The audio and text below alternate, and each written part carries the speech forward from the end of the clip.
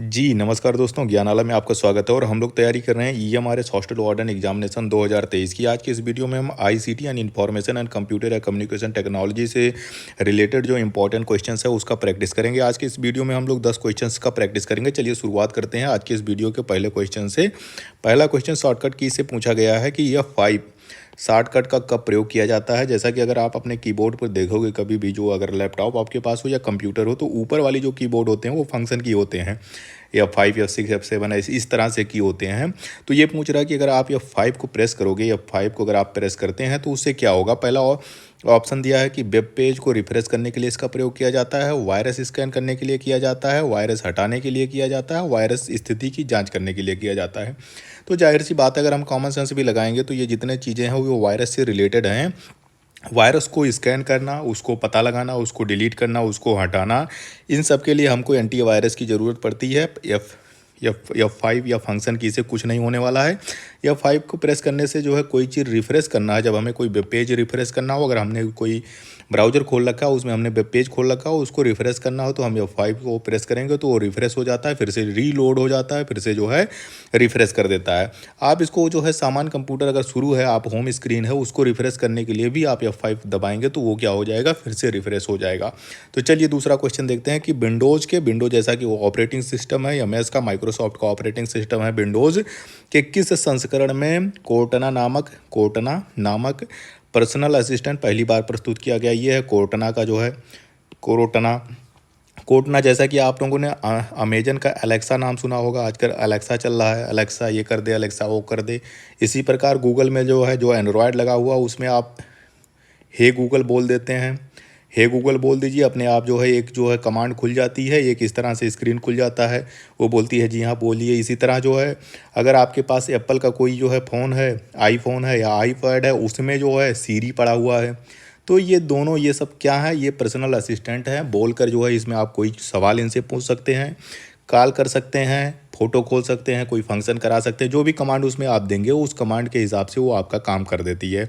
तो ये जो विंडो था, ये माइक्रोसॉफ्ट का विंडो था जिसमें इसको पर्सनल असिस्टेंट सबको कहा जाता है, कोर्टना कहा जाता है। कोर्टना को जो है पहली बार कब प्रस्तुत किया गया था, तो ये विंडो 10 था, जब पहली बार विंडो 10 आया था तो विंडो 10 में कोर्टना को दिया गया था। उसमें आप कोर्टना जो है एक की दी गई थी, उसको आप जो है प्रेस करते थे तो वो चालू हो जाता था। उसमें आप बोलते थे कि जहाँ हाँ कोर्टना ये बाहर का तापमान क्या है, या आपको कुछ भी उससे कोई पूछ लीजिए कि आप गूगल पे सर्च कर दीजिए, आप ये ओपन कर दीजिए, ये बंद कर दीजिए, वो कर देती थी, उतना उसे पता था। इसी तरह आप एलेक्सा ले लीजिए, एलेक्सा लाइट जोड़ दीजिए, स्मार्ट बल्ब अगर उससे जुड़ा होता तो एलेक्सा उसको बंद कर देती है, चालू कर देती है, जो भी कमांड आप देते हैं उसी तरह से। तो जो विंडोज़ का पहला जो पर्सनल असिस्टेंट है वो था कोर्टना, और विंडो 10 में इसको डाला गया था, और अब लगातार ये जो है हर विंडो में इसको मिल जाता है। चलिए तीसरा क्वेश्चन देखते हैं।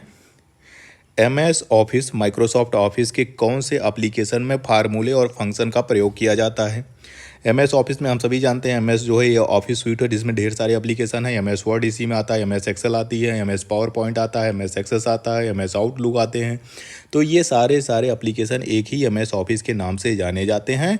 MS ऑफिस में कौन सा, ये पूछ रहा है कि कौन सा एप्लीकेशन है जिसमें फार्मूला और फंक्शन यूज किया जाता है। क्या MS वर्ड में यूज किया जाता है फार्मूला एंड फंक्शन? नहीं, MS वर्ड में जो होता है ये कोई डॉक्यूमेंट बनाने के लिए वर्ड का प्रयोग किया जाता है।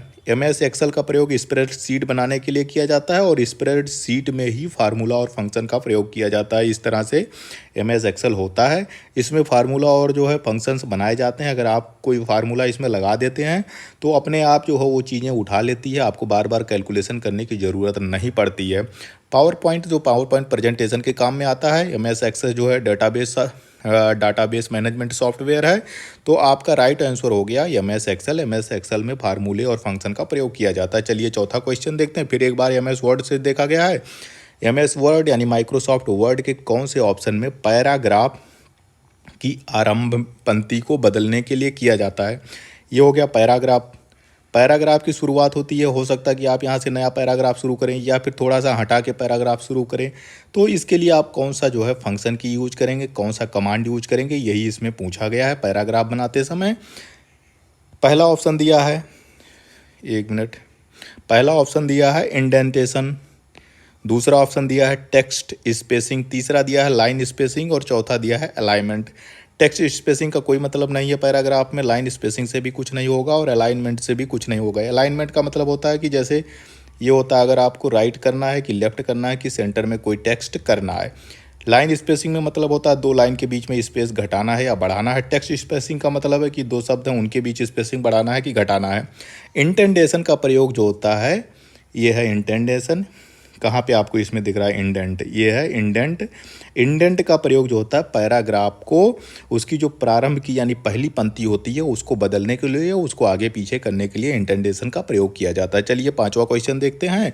यूपीआई का फुल फॉर्म क्या होता है? हम सभी लोग यूपीआई यूज आज कर ही रहे हैं। जितने भी ये वॉलेट बने हुए हैं, चाहे इसका फ़ोन पे बना है, गूगल पे बना है या फिर जो है पेटीएम है, सब में जो है यूपीआई यूज होता है। यूपीआई का पूरा मतलब क्या है यही पूछा जा रहा है। पहला ऑप्शन दिया है unified payments interface, B option है unique payment identifier, C option है identified payment integration, D option है यूनिवर्सल पेमेंट इंस्ट्रूमेंट। जैसा कि हम सभी जानते हैं जो राइट आंसर वो है हम सबका unified, you for unified, P for payments, I for interface. ये सारा का सारा जो है यूपीआई है। यूपीआई का क्या काम है? जैसे पहले वीज़ा जो है, जो हम लोगों का डेबिट कार्ड क्रेडिट कार्ड है, वो वीज़ा, मास्टर कार्ड, ये सब विदेश की कंपनियां थी जो इंटरफेस प्रोवाइड करती थी। अगर हमारे पास अगर मास्टर कार्ड है तो जो है हमारे पास जो डेबिट कार्ड होता था, क्रेडिट कार्ड होता था, तो वो अमेरिका से प्रोसेस होता था। हमें अगर पैसा निकालना होता था तो हम एटीएम में डालते थे। उनका एटीएम वाला जो है वहाँ से मैसेज करता था जो है बैंक वाले को कि भाई इनके बैंक में इतना पैसा है तो इनको निकाल के इतना रुपया दे दीजिए। तो बहुत समय लगता था और इसमें कुछ चार्ज भी लगते थे। यूपीआई आ गया। यूपीआई अपना है, स्वदेशी है, इंडिया का है, तेज भी है, डिजिटल भी है। एनसीपीसीआई इसको जो है बनाया है। एनसीपीसीआई यानी national payments corporation of India, भारतीय भुगतान राष्ट्रीय भुगतान निगम यूपीआई को बनाया है। इसी को ये मैनेज करता है, इसी को चलाता है। इसके द्वारा डिजिटल पेमेंट की जाती है। चलिए छठवां क्वेश्चन देखते हैं कि कंप्यूटर वायरस क्या होते हैं। कंप्यूटर वायरस क्या होते हैं? एक तरह के कंप्यूटर हार्डवेयर होते हैं, एक प्रकार का कंप्यूटर सॉफ्टवेयर है, एक प्रकार का कंप्यूटर नेटवर्क है, एक तरह का कंप्यूटर डिस्प्ले है। आप बताइए भाई क्या है? हार्डवेयर? जी नहीं, कंप्यूटर वायरस हार्डवेयर नहीं होते हैं, सॉफ्टवेयर होते हैं, प्रोग्राम होते हैं, कोड होते हैं। तो ऐसे प्रोग्राम या ऐसे सॉफ्टवेयर जो कंप्यूटर को नुकसान पहुंचाने के लिए बनाए जाते हैं उनको कंप्यूटर वायरस कहते हैं। तो ये एक तरह के सॉफ्टवेयर होते हैं। नेटवर्क तो है नहीं, डिस्प्ले है नहीं, तो ये इस तरह प्रोग्राम है, एक तरह का सॉफ्टवेयर होता है कंप्यूटर वायरस। चलिए अपना नेक्स्ट क्वेश्चन देखते हैं। एक और क्वेश्चन पूछा गया है इससे वायरस से, रैंसमवेयर क्या होते हैं? रैंसमवेयर एक बार जो है अभी कुछ साल पहले रैंसमवेयर अटैक हुआ था। बहुत सारे विश्व के बहुत सारे देशों पे रैंसमवेयर अटैक हुआ था। तो है क्या, चलिए इसको जान लेते हैं। ए ऑप्शन कह रहा है कि एक तरह का एंटीवायरस सॉफ्टवेयर है, एक प्रकार का कंप्यूटर गेम है, एक हानिकारक सॉफ्टवेयर है जो फाइल को लॉक कर लेता है, डी एक फ़ोटो एडिटिंग सॉफ्टवेयर है। रैंसमवेयर बेयर जुड़ा हुआ है तो जाहिर सी बात है ये सॉफ्टवेयर ही होना चाहिए, लेकिन ये एंटीवायरस नहीं है बल्कि ये वायरस है।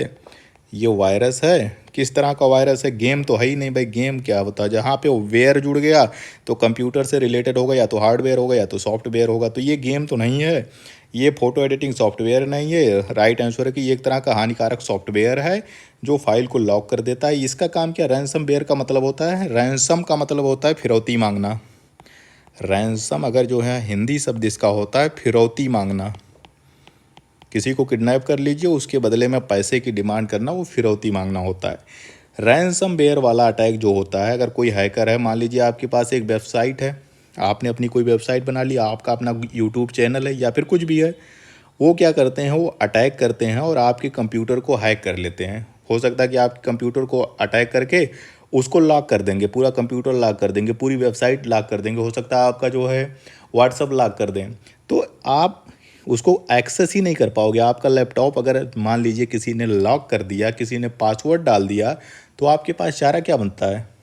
आप उसको फॉर्मेट कराओ।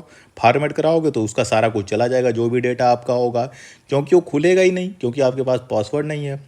ये क्या करते हैं कि भाई ये फिर मैसेज आपको इसी स्क्रीन पे एक मैसेज देंगे कि भाई हमने आपका जो है कंप्यूटर हैक कर लिया है, इतना रुपया दे दीजिए, इतना डॉलर दे दीजिए, तब हम आपको छोड़ेंगे। और ये रुपया डॉलर भी नहीं मांगते हैं आजकल, ये जो है डिजिटल करेंसी बिटकॉइन में मांगते हैं कि भाई इतना बिटकॉइन हमें दे दो, तब हम आपका जो है जो हमने कंप्यूटर हैक किया है, जो आपका वेबसाइट हमने लॉक किया है, आपको हम तब उसको खोल के देंगे। तब जब आप पैसा उनको भेज देते हैं किसी अकाउंट में, वो अकाउंट भी बताते हैं, और जब आप उसमें पैसा डाल देते हैं तो वो फिर आपके जो है लैपटॉप को, सॉफ्टवेयर को, आपके कंप्यूटर को, आपके प्रोग्राम को, आपके वेबसाइट को रिलीज कर देते हैं, छोड़ देते हैं। तो ये रैनसमवेयर एक तरह का हानिकारक सॉफ्टवेयर है जो फाइल को लॉक कर देता है और उसके बदले में जब पैसा लेता है फिर जाके कहीं खोलता है। 8वां ऑप्शन, आईपी एड्रेस का उपयोग किया जाता है। किस लिए किया जाता है? आईपी एड्रेस मतलब इंटरनेट प्रोटोकॉल। आईपी का पूरा मतलब है इंटरनेट, पी फॉर प्रोटोकॉल। तो आईपी एड्रेस का प्रयोग क्यों किया जाता है, किस लिए किया जाता है? ईमेल भेजने के लिए किया जाता है? नहीं भाई। कंप्यूटर गेम्स खेलने के लिए किया जाता है? नहीं किया जाता है। डिवाइस को नेटवर्क में आइडेंटिफाई करने के लिए किया जाता है? जी हाँ, राइट आंसर यही है। कंप्यूटर मॉनिटर के रिजोल्यूशन को सेट करने के लिए? अरे नहीं भाई, ये है एक तरह का आईपी एड्रेस है। आईपी एड्रेस, एड्रेस का मतलब क्या होता है भाई? किसी चीज़ का एड्रेस का क्या मतलब है? एड्रेस तो यूनिक होता है ना भाई। आपका एड्रेस जो है, हमारा एड्रेस, सबका एड्रेस होता है, हमारे घर का एड्रेस है। तो इसी तरीके से आईपी एड्रेस जो होते हैं ये क्या होते हैं कि जितने भी चीज़ें, जितने भी डिवाइस होते हैं, जो कंप्यूटर होती है, जो लैपटॉप हो, मोबाइल हो, जो भी चीज़ इंटरनेट से जुड़ती है उसका एक एड्रेस होता है, उसका एक डिजिटल एड्रेस होता है, उसी को आईपी एड्रेस कहते हैं। आईपी एड्रेस से ये पता चल जाता है कि भाई वो कहाँ पे कोई डिवाइस यूज हो रही है। मान लीजिए आपने अपने मोबाइल पे बैठ के जो है आज यूज किए, इंटरनेट से कनेक्शन लिया, तो कनेक्शन जैसे आप स्थापित करेंगे इंटरनेट से, आपको जो है इंटरनेट सर्विस प्रोवाइडर आईएसपी जो है आपको एक आईपी एड्रेस दे देगा और उस आईपी एड्रेस के द्वारा जो है आपका मोबाइल इंटरनेट से जुड़ जाएगा। कभी भी जो है उससे क्या पता चल जाएगा कि वो डिवाइस कहाँ से एक्सेस की जा रही है, कहाँ से इंटरनेट का एक्सेस हो रहा है। एड्रेस पता चल जाएगा, आपके घर का पता चल जाएगा, आपका ज़िला पता चल जाएगा, आपका सिटी पता चल जाएगा उसी आईपी एड्रेस से, क्योंकि वो लोकेशन देता है, बता देता है कि भाई कौन सी मोबाइल, कौन से डिवाइस से इंटरनेट को एक्सेस किया गया है। अब ये डायनामिक भी हो सकते हैं आईपी एड्रेस, जो हमेशा बदलते रहते हैं, और स्टैटिक भी हो सकते हैं, मतलब जो एक बार मिल गया वही आईपी एड्रेस आपको हमेशा जो है, जितनी बार आप इंटरनेट से कनेक्ट होते हैं वही आईपी एड्रेस सेम सेम रहता है। जितने हैकर होते हैं वो क्या करते हैं, वो बीपीएन यूज कर लेते हैं। बीपीएन एक चीज़ है, बीपीएन यानी वर्चुअल प्राइवेट नेटवर्क है। ये क्या करते हैं, बीपीएन यूज करके क्या करते हैं, आईपी एड्रेस को छुपा देते हैं या आईपी एड्रेस को घुमा देंगे। वो पता चलेगा यहीं आपके जो है बगल में बैठा रहेगा, लेकिन उसका आईपी एड्रेस अमेरिका का दिखाएगा। तो जो सिक्योरिटी वाले होते हैं, जो पुलिस वाले होते हैं, उनको धोखा देने के लिए बीपीएन प्रयोग कर लेते हैं या कुछ ऐसा सॉफ्टवेयर यूज कर लेंगे जो गलत एड्रेस दिखा देगा। आप आईपी एड्रेस खोदते रह जाओगे, लेकिन वो पता चलेगा आपके बगल में बैठ के आपका मोबाइल हैक कर रहा है, आपका कंप्यूटर हैक कर रहा है, लेकिन उसका आईपी एड्रेस जो है अमेरिका का दिखा रहा है, रसिया का दिखा रहा है।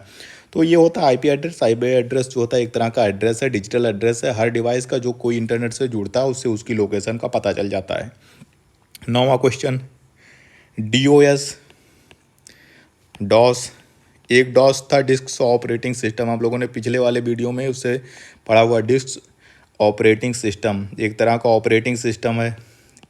ये डॉस नहीं, ये डिस्क ऑपरेटिंग सिस्टम नहीं है, ये वाला डॉस है जो इसमें है डेनियल ऑफ सर्विस हमले से क्या कहते हैं। तो ये तो दूसरा, ये ऑपरेटिंग सिस्टम है डॉस। इस तरह का जब डॉस हो तो इसका मतलब है डेनियल ऑफ सर्विस। इस तरह के हमले होते हैं कंप्यूटर पे। इसका क्या मतलब है? इसका पहला ऑप्शन दिया है, गैर अधिकृत डेटा एक्सेस, इंटरनेट सेवाओं को रोकना, संदेशों की गुणवत्ता को बिगाड़ना, कंप्यूटर वायरस का प्रसारण। गैर अधिकृत डेटा एक्सेस है नहीं ये इंटरनेट सेवाओं का रोकना एक तरह का हमला है। डेनियल मतलब होता है मना कर दीजिए, किस चीज़ से? सर्विस से, किसी सर्विस देने से मना कर दीजिए। संदेशों की गुणवत्ता बिगाड़ना नहीं, कंप्यूटर वायरस नहीं। डेनियल ऑफ सर्विस अटैक का मतलब ये होता है, डेनियल ऑफ सर्विस का मतलब ये होता है कि मान लीजिए आपके पास एक वेबसाइट थी, ठीक है, आपके पास एक वेबसाइट थी, मान लीजिए IRCTC का वेबसाइट है, IRCTC की वेबसाइट है, जिससे आप लोग जो है ट्रेन की टिकट बुक करते हो। अब IRCTC की भाई इसका सर्वर होगा, सर्वर की एक क्षमता होगी कि भाई 1 मिनट में जो है, मान लीजिए 1000 लोग जो है 1 मिनट में इससे जो है बुकिंग कर सकते हैं। उससे ऊपर होने पे ये हैंग हो जाएगा, काम करना बंद कर देगा। अटैकर क्या करेगा, जो इसको DOS अटैक करना होगा यानी डेनियल ऑफ सर्विस करना होगा, वो ऐसे बोट बना देगा, ऐसे सॉफ्टवेयर टाइप का कोड डाल देगा। क्या करेगा वो, 2000 का एक साथ 1 मिनट में 2000 की बुकिंग का उसमें वो डाल देगा, बोट डाल देगा, एक रोबोट डाल देगा, डिजिटल रोबोट डाल देगा। तो इस सर्वर पे ओवरलोड हो जाएगा भाई। 1000 की जगह 2000 लोग एक साथ अगर बुकिंग करने लगे, वो भी अगर एक कंप्यूटर कोड है, बोट जो है बुकिंग कर रहा है, तो ये सर्वर क्या कर जाएगा भाई, ये हैंग हो जाएगा, हैंग हो जाएगा तुरंत। तो बाकी आप लोग कोई यूज ही नहीं कर पाएगा, क्योंकि वहाँ तो बोट पहले से ही जो है बुकिंग करने के लिए जो है वो घुसा पड़ा है। तो जो उसकी क्षमता से अधिक किसी वेबसाइट पे, किसी एप्लीकेशन पे, किसी सॉफ्टवेयर पे सर्वर की एक क्षमता होती है। हर वेबसाइट की क्षमता होती है कि भाई इसमें 1 मिनट में इतने डेटा यूज कर सकते हो, इसमें इतने वेबसाइट, इतने यूजर लॉगिन पासवर्ड कर सकते हैं। तो उससे ज़्यादा की क्षमता पे अटैकर उस पर चीज ओवरलोड कर देता है, उस पर उतने से उससे ज़्यादा, जो उसकी क्षमता से ज़्यादा उस पर प्रेशर डाल देगा। क्या होगा कि वो अपने आप जो है वो सर्वर हैंग कर जाएगा, वो वेबसाइट हैंग हो जाएगी, डाउन हो जाएगी।